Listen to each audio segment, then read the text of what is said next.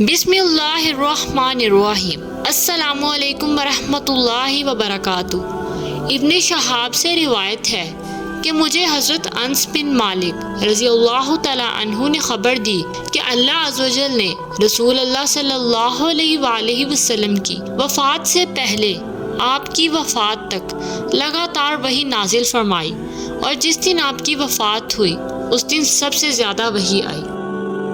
طارق بن شہاب سے روایت ہے کہ یہودیوں نے حضرت عمر رضی اللہ عنہ سے کہا، آپ لوگ مسلمان ایک ایسی آیت پڑھتے ہیں کہ اگر وہ آیت ہمارے ہاں نازل ہوتی تو ہم اس دن کو عید بنا لیتے۔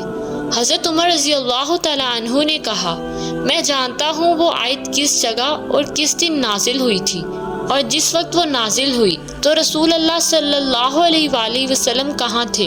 یہ آیت عرفہ کے مقام پر نازل ہوئی تھی، اور اس وقت رسول اللہ صلی اللہ علیہ وآلہ وسلم میدان عرفات میں تھے۔ ان کی مراد اس آیت سے تھی، آج میں نے تمہارے لیے تمہارا دین مکمل کر دیا اور تم پر اپنی نعمت پوری کر دی۔